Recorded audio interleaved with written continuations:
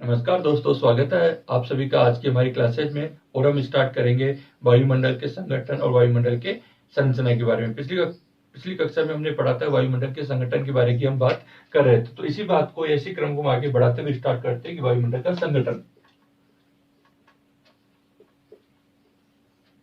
जिसके अंतर्गत हमने कहा था गैस,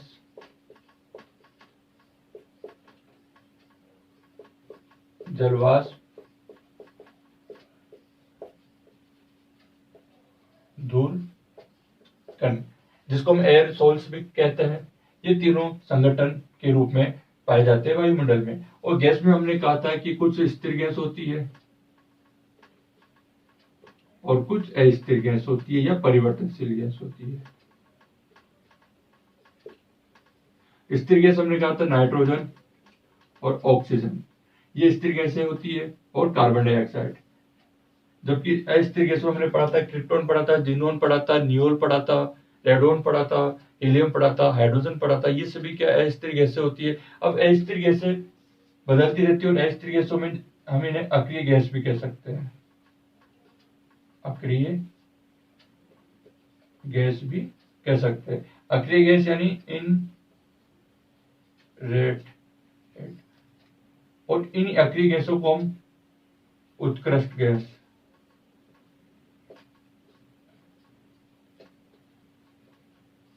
भी कहते हैं, जिसे हम नोबल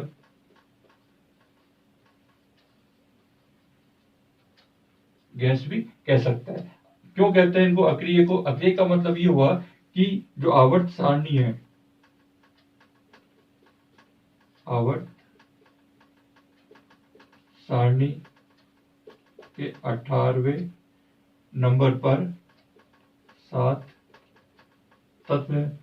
वो कौन कौन से? तो इसके लिए हमें एक फार्मूला याद रखना होगा, तो हमें सभी गैसों के बारे में मालूम हो जाएगी। 7 तत्व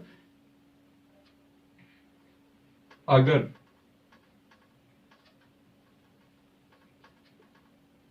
हीरे की निजी खान होती, तो अगर से आपका ऑर्गन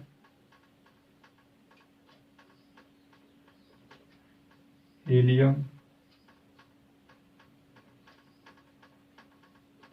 रेडोन, क्रिप्टॉन, नियोल और जेनोन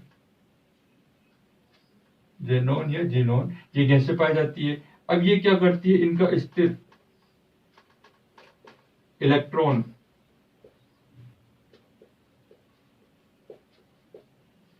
इनमें स्थिर इलेक्ट्रॉन पाए जाने के कारण सामान्य रूप से यह अभिक्रिया नहीं करती। इस कारण से इनको अक्रिय गैस कहा जाता है, और इनकी वायुमंडल में मात्रा 1% से भी कम पाई जाती है। तो देखिए दोस्तों, आपको अक्रिय गैस के बारे में मालूम होना चाहिए कि अक्रिय गैस क्या होती है, अक्रिय गैस कितना % तक वायुमंडल में पाई जाती है, और कौन कौन सी अक्रिय गैस होती है। और इन अक्रिय गैसों को हम क्या कहते हैं? दुर्लभ गैस भी कहते हैं। दुर्लभ गैस भी कहते हैं। अक्रिय गैस को क्या कहते हैं? दुर्लभ, रेयर गैस भी कहते हैं। क्यों कहते हैं? क्योंकि इनकी मात्रा वायुमंडल में 1% से कम पाए जाने के कारण इनको दुर्लभ गैस कहा जाता है। अक्रिय गैस क्यों कहते हैं? क्योंकि इनमें स्थिर इलेक्ट्रॉन होने के कारण सामान्य रूप से ये अभिक्रिया नहीं कर पाती, इस कारण भी इसको अक्रिय कहा जाता है। उत्कृष्ट या नोबल भी किसे कहते हैं? अक्रिय गैस को कहते हैं। और कौन कौन सी अक्रिय गैस होती है, तो आपको ये ट्रिक्स आपको आनी चाहिए। सिंपल है। अगर हीरे की निजी खान होती, तो अगर से ऑर्गन हो गया, हीलियम हो गया, रेडोन हो गया, क्रिप्टॉन हो गया, नियोल हो गया, जेनोन हो गया। और इसमें एक विशेष बात ये भी कि जो आपकी रेडोन है वो वायुमंडल में नहीं पाई जाती। और आपको ये भी मालूम होना चाहिए कि ज्वालामुखी जो इरप्शन होता है, वोल्केन इरप्शन होता है, उसमें मुख्यतः आपके रेडोन गैस निकलती है। यानी जहां पर आपकी ज्वालामुखी विस्फोट होता है या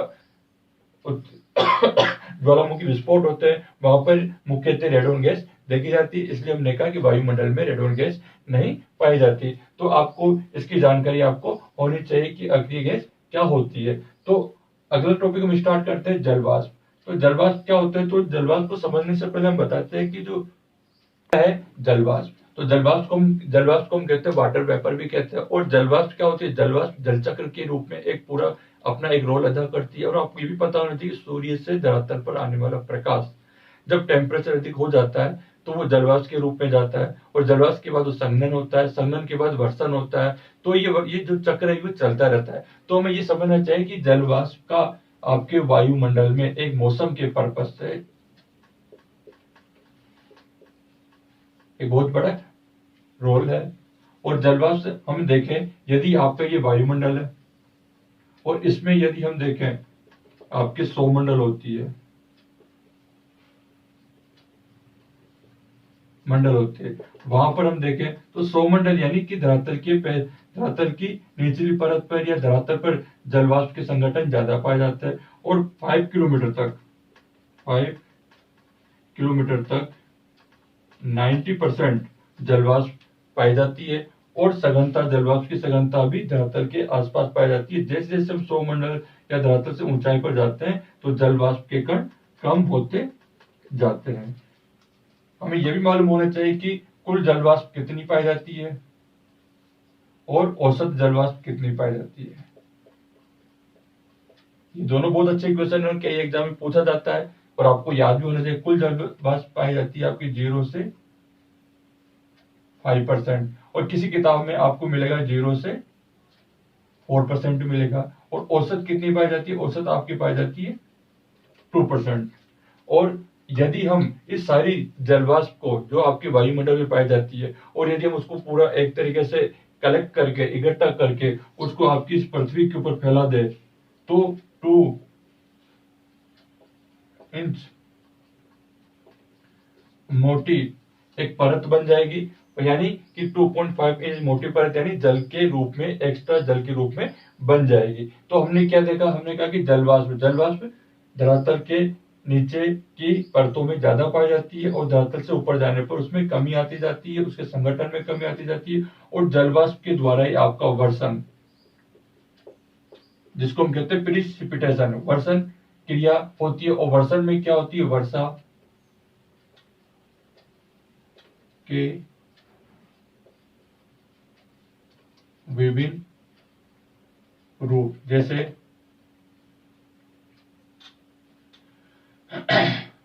पाला,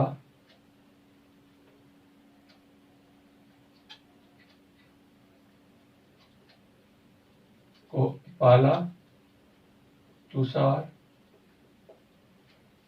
हिमानी, ओलावृष्टि,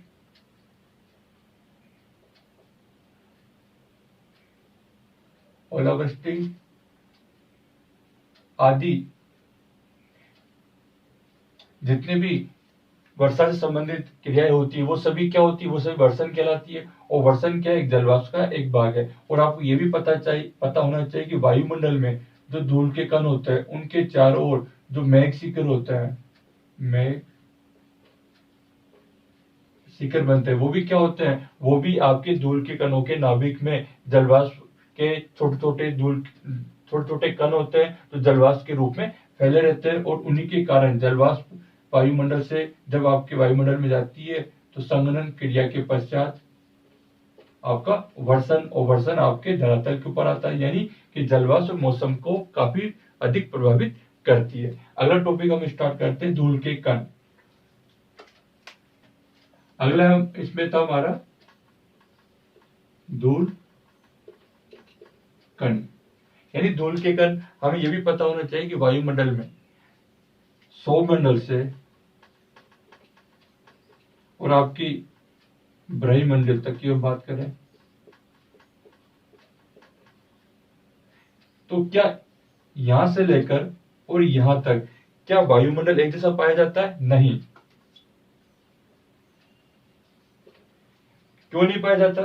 क्योंकि जैसे जैसे हम ऊंचाई पर जाते हैं तो वायुमंडल का संगठन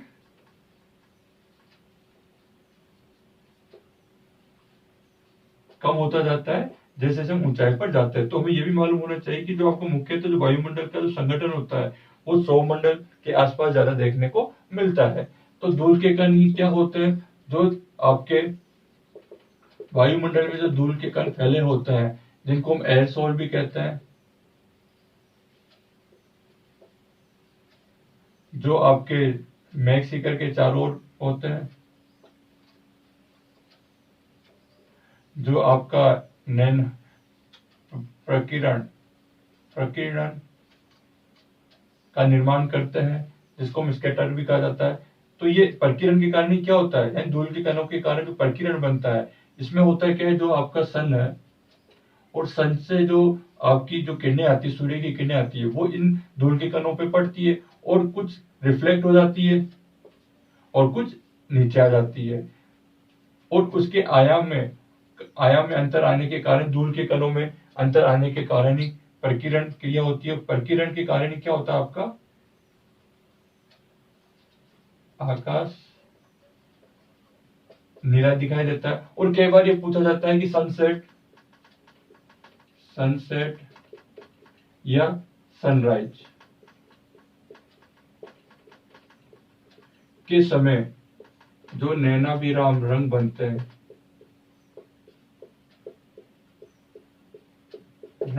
हैं, उसका कारण क्या होता है, उसका कारण भी क्या होता है, धूल के कण ही होता है। तो हमें ये मालूम होना चाहिए कि धूल के कण जितने भी आपके, जैसे कई बार ज्वालामुखी विस्फोट होता है, उससे कई प्रकार के धूल के कण निकलते हैं। रेगिस्तान में धूल बड़ी आंधियां चलती है, खेत जब जोते जाते हैं तो वहां भी धूल के कण होते हैं। यानी कि प्रकृति में छोटे से लेकर बड़े के रूप में कई प्रकार के पार्ट होते हैं। उन पार्टिकल्स को हमने क्या कहा, कण का, और कण क्या हुआ, एज ए धूल का कण हुआ, जो पूरे वायुमंडल में कहीं न कहीं घूमते रहते हैं। और उन्हीं वायुमंडल में जो धूल के कण है, उनके चारों ओर ये आपके जलवाष्प के कण जलवाष्प के रूप में जमा हो जाते हैं और वही क्या मैग शिखर का निर्माण करते हैं। और उसी धूल के कणों में जब सूर्य का प्रकाश पड़ता है तो परावर्तन होने के कारण या ये आपके प्रकीर्णन क्रिया होती है, और प्रकीर्णन के कारण ही आपका आकाश का रंग नीला दिखाई देता है। और कई बार सनसेट या सनराइज यानी सूर्योदय के समय या सूर्यास्त के समय आपके थोड़ा गोधूली बेला जिसको हम कहते हैं, कि एक लालिमा जिसको हम कहते हैं, वैसा जो आपको आकाश के वैसा हमें सूर्य अस्त और सूर्य उदय के समय पाया जाता है। उसका कारण क्या होता है कि वायुमंडल में पाए जाने वाले धूल के कण ही होते हैं। तो इसके पश्चात हम आगे की बात करते हैं कि वायुमंडल में संगठन के अलावा और क्या पाया जाता है। तो वायुमंडल में हम संगठन के अलावा वायुमंडल की परतें भी होती है, और वायुमंडल की परतों को हम तापमान के आधार पर, वायुदाब के आधार पर और रासायनिक संगठन के आधार पर भी हम विभाजित करते हैं। तो वायुमंडल की सामान्यतः जो परतें पाई जाती है, नंबर 1 होती है सौरमंडल होती है, समताप मंडल होता है, मध्य मंडल होता है, बहिर्मंडल होता है, आयन मंडल होता है, आयतन मंडल होता है। और ये सभी जो वायुमंडल की परतें हैं वो आपकी धरातल पर पाई जाती है। तो हमें आगे स्टार्ट करते हैं कि वायुमंडल की परतें कौन कौन सी होती है। तो वायुमंडल की परतों की हम बात कर रहे हैं। एक होती है आपकी वायुमंडल की परत जिसको हम कहते हैं, पहले आपको पता होना चाहिए, तारा यानी तापक्रम या वायुदाब।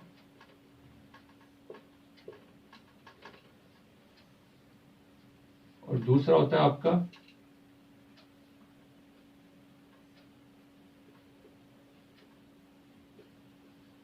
रासायनिक संगठन। तापक्रम के आधार पर यदि हम बात करें,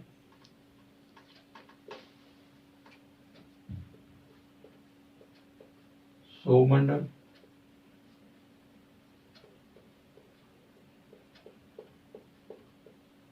समताप मंडल,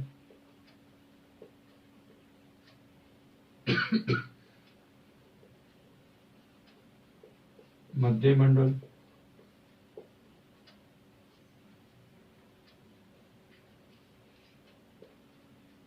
ताप मंडल, और लास्ट में एक बहिर्मंडल भी कह सकते हैं,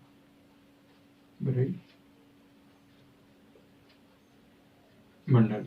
अब देखिए 1 2 3 4 5, यानी कि तापक्रम के आधार पर और वायुदाब के आधार पर हमने सौरमंडल, समताप मंडल, मध्य मंडल, तापमंडल और वायुमंडल को हमने विभाजित किया। और इन्हीं परतों के मध्य में, जैसे सौरमंडल तो इन्हीं के मध्य में एक पाई जाती है आपकी सौप सीमा।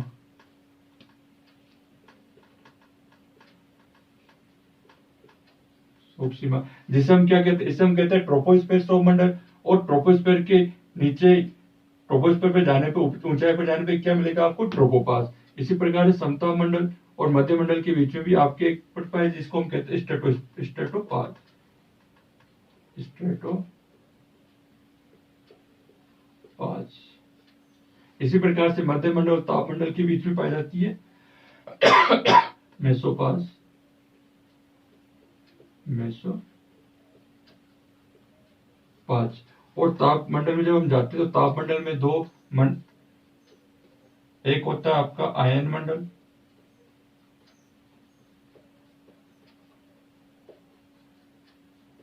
और एक होता है आपका आयतन मंडल। आयतन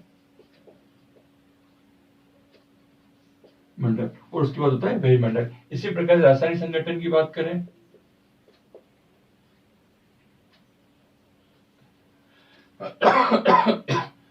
रासायनिक संगठन की बात करें, रासायनिक संगठन में क्या होता है, रासायनिक संगठन भी दो प्रकार का होता है। तो एक होता है रासायनिक संगठन। रासायनिक संगठन को हम दो भागों में, एक तो होता है होमोस्फेयर, एक होता है हेट्रोस्फेयर। तो होमोस्फेयर को हम क्या कहते हैं, सममंडल,